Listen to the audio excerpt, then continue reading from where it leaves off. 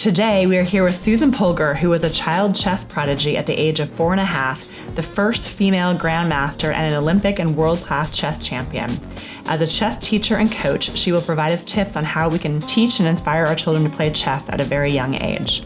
Susan, I'm so excited to have you here because your story is an inspiration, and I'm just really excited to learn more and how we can teach young children to play chess. Thank you. My pleasure to join you. Yeah. So I thought I'd just dig in. I mean, how young can you teach your child to play chess? I think anywhere between 3 and 6. It depends on the child, each individual child's maturity.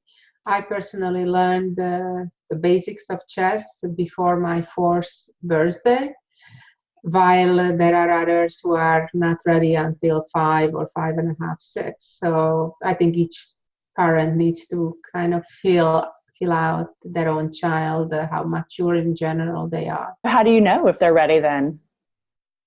Well, it's about the patience, let's say, to sit in one place, like to do things for an extended period of time, like some kids just like to run around, cannot sit still for more than a few minutes at a time or focus on any one thing for very long. So I think when that maturity level kind of grows to at a reasonable amount of time, when you can possibly do anything productive in chess, I think that's the time. You don't teach chess the same way to a child as you do an adult. So what are some of the things, I guess, of how you learn and what you recommend for other parents? Yeah, I was very fortunate that when my father taught me the game, he made it like a fairy tale, and he made it a lot of fun. And he made a lot of little games within the entire game. And that's the thing in chess, that chess is a very complex game when you talk about it on a professional level, but it can be a very fun game and a very enjoyable game at all levels and at all ages. And he was very, very good in breaking it down to little parts of the game that even a 4-year-old could comprehend and enjoy. And I think the reason why I fell in love with the game at a tender age of 4 was because my father was very good in showing me the beautiful aspects of the game. Some are very obvious, even to a beginner player, while others are more hidden, more delicate, more complex. But to show that beauty that can happen, like one side may have all the pieces on the board or almost all the pieces, and the other side with only less than a handful of pieces can win, and how with less pieces can outsmart the other side with all the pieces on the board. So I think show examples of those type of things are really impressive, that it's like what other not just about the size or the quantity, but it's about the delicacy and the finesse of what you do. Mm-hmm. My daughter, loves the princesses and kings and queens. And so what are some other examples that you could give that would inspire like a young girl? It's called the royal game for a reason, right? Because it has a king, it has a queen, it has horses, it has the towers. So it has pretty much all the elements of a real king and queen fairy tale story. And I think there are ways to put it in that perspective for a young girl that can be really attractive. Mm-hmm. And then, of course, the other aspects of the beauty of the game is when you make sacrifices in order to win the game. And those can be amazing, that sometimes it's a series of sacrifices of giving up valuable pieces, such as the bishop or the rook or the queen even, in order to checkmate the opponent. So I think on one hand, it can be very amazing and impressive. And at the same time, it can be very important life lessons to be learned. And from my perspective, for society, actually chess can be a very important tool to be used to teach young children about different life situations or life skills that are hard to demonstrate to a young person in real life, right? Because you don't want to make those real life sacrifices where there can be injuries or monetary huge sacrifices and so on. But on the chessboard, at the end of the game, day it's a game. So even when there are casualties in the chess pieces, that's still kind of a fantasy world, but yet the message can be very easily and clearly demonstrated, and without any real casualties or expenses. And I think that's really important, to be patient and not to be in a rush to be able to play with all 32 pieces. And even within the game, even once the child is familiar with all the pieces, it's important to break it down and go from the end backwards, to practice a lot of different checkmate situations, a lot of different checkmate patterns, and work your way back. How do you get there?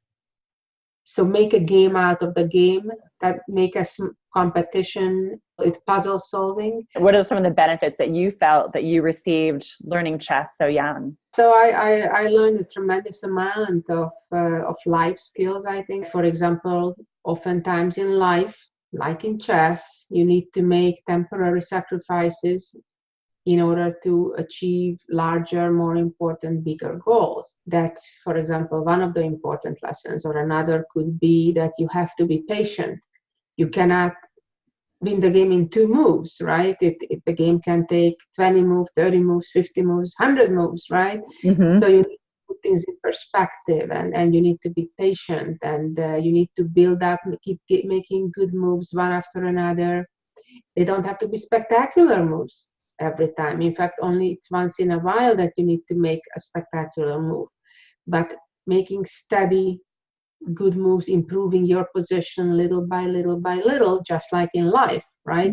Mm-hmm. You're not getting your PhD overnight, or you're not getting a job overnight. You have to go through the school system and get an education, and it takes patience, it takes perseverance, it takes discipline. So there are so many skills that are so obvious and so concrete when you play chess, that can be carried over to one's real life, with the difference being that I think chess perhaps is even a better tool and a more cost-effective tool to use to teach anybody, and it's regardless of size or height or religion or race or even socioeconomical circumstances.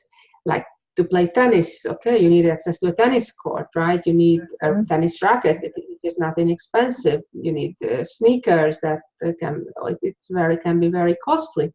Chess, on the other hand, can be very obtainable to anyone and everyone. Mm-hmm. It can be played in your home, it can be played online, it can be played with friends, it can be played within the family. You can compete, you can play it, while you're traveling. So it's so practical compared to many other activities. Let's say if you want to learn the piano, it's not a simple thing. Not every family has a piano in their home or can afford one. It's important, though, how the children are being taught. And that's kind of a tricky thing. Oh, I was just going to ask. And throughout my travels around the country and around the world, I've seen a good number of wonderful coaches who understand the right way to teach. But unfortunately, I'm seeing also a good number of coaches that, even though having the best intention, they simply don't know what the right way to teach are. Right. What are some of those mistakes that parents and other coaches make then when teaching? Well, one of the typical mistakes are when coaches or parents would focus on the opening part of the game and how to win quickly, because it kind of gives a wrong message, both for chess and I think for life as well, that there are easy shortcuts and look for the quick gain instead of actually put in the effort and the hard work and the real results and lasting results come only in such a way. And the same way in chess itself, while it may give a child a temporary quick win over another child who knows even less than he or she, but at the end of the day, it's not the right way to play chess, to go for a quick trick, a swindle, and if it doesn't work out, oops, it didn't work out. Like, how much should they practice, especially at a young age? What do you recommend in terms of the amount of time they should put into it? Well, I think what's most important is that whether the parents or the coaches, but especially the parents and the child, of course, they need to understand what the goals are.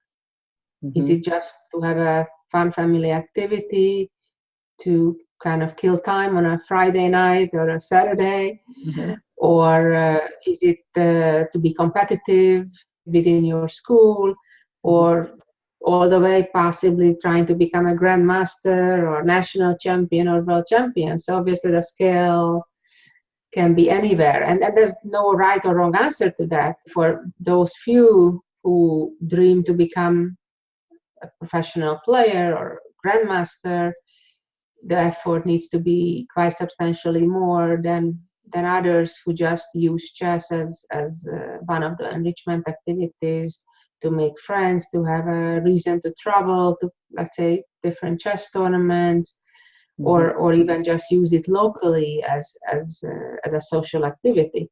So it really varies, and I think that's kind of the first challenge for most families. They don't even kind of think of it. They just get started, and they don't exactly know where they are going. And at the same time, in many cases, they have unrealistic expectations, because there are always the kids who and their families are serious about chess, and they are putting in anywhere from 4-6 hours a day in practice. Yeah. I'm wondering, for parents, I mean, do they really need to know a lot about chess to teach our children chess? Well, it's obviously helpful if a parent plays chess, at least, let's say, on a club level, but it's not necessary at the same time. For example, my mother didn't play chess at all. She didn't even know how the pieces move when I started. Oh, is that right? Chess. Wow. And along the way, she learned a little bit. She's still not a good chess player, but the development of technology with internet and different softwares that can aid parents or coaches who are not even chess players or just very basic level chess players themselves. Like, for example, I also have different video series from beginners to intermediate through advanced. There are excellent books today, regardless where somebody lives, pretty much, as long as they have internet access, they can play chess online 24/7. And that's huge. And there are plenty of people who want to play, and there are many platforms where they count the games and they rate the games.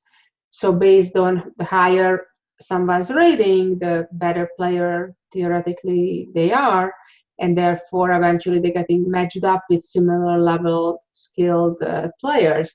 So as people keep improving, they'll get more and more challenged, and get to play people that they can always be challenged by. So that's huge. And it's most of these platforms are free. Some have minimal fees, like $20-50 a year or such. But there are plenty of free opportunities to get practice games in online without even needing to go anywhere. One can play people all over the world, from Russia to China to Australia, you name it. You can play different people. And by the way, it's a great way also to learn about the world and make friends around the world through chess. Right. So the online play, and then also the other aspect is the softwares. There are numerous softwares, most of them developed or distributed by a company called ChessBase. And those software, basically, you can play against them on one hand. That's even if you don't have internet. But more importantly, they have a feature that's kind of troubleshooting. So basically, if you play a game and then you enter those moves into the software, it tells you where the mistakes were. Oh, wow. That's very cool. Yeah. The most important thing is to understand your goals and be patient to getting there. And I think with hard work and perseverance, everybody can achieve anything they want to, and sky is the limit. I love it.